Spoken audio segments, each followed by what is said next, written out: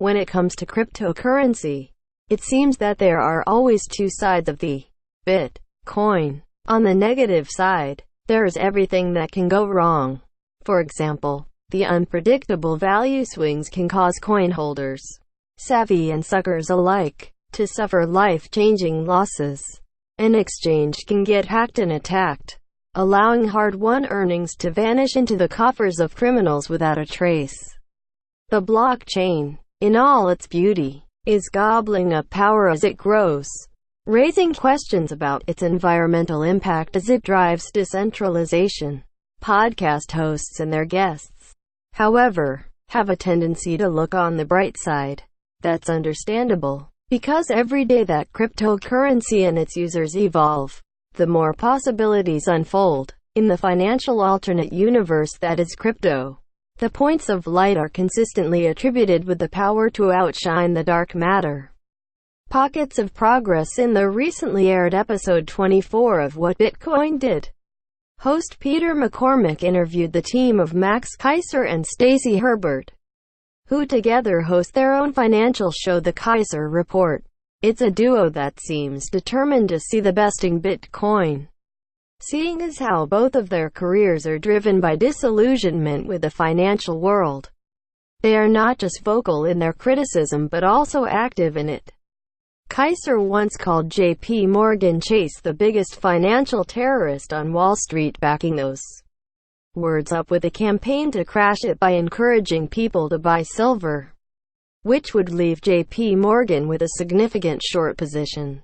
He and Herbert make it a point to call out big banks and ethical practices as well as governments' fiscal mismanagement. The Keiser Report was an early pioneer of Bitcoin reporting, with their first coverage on the topic dating back to 2011.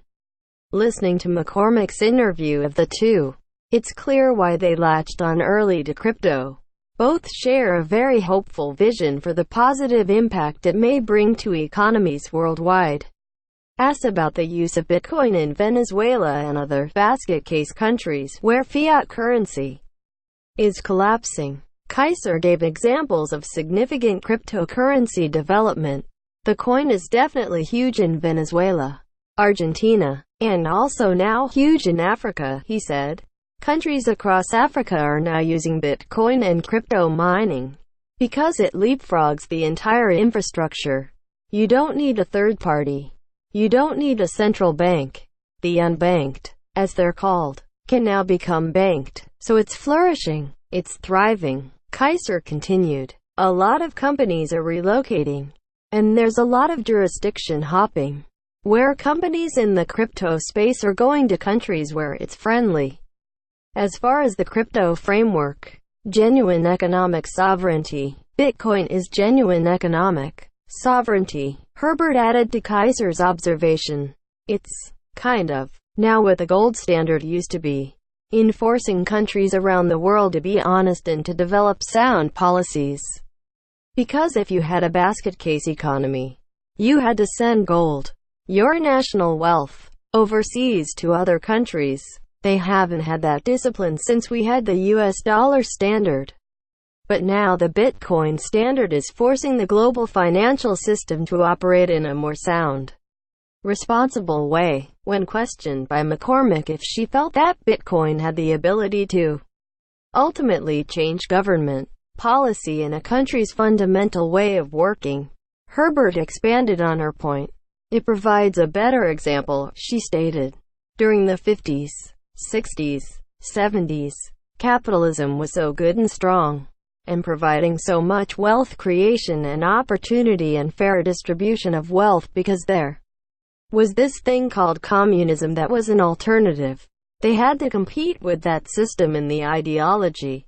Here, when you see all this economic sovereignty, and people able to totally be free, completely be free, no government restriction on what this person can do as an individual, that provides an alternative to see how those people get to live. They can live and be and do and create in any way they want.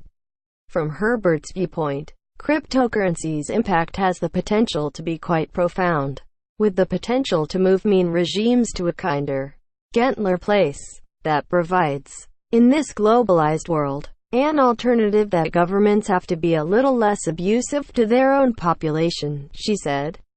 They have to be a little bit less violent in terms of seizing assets and taking from taxes. They have to provide a better option for the monsieur. #LTB #Herbert #Keiser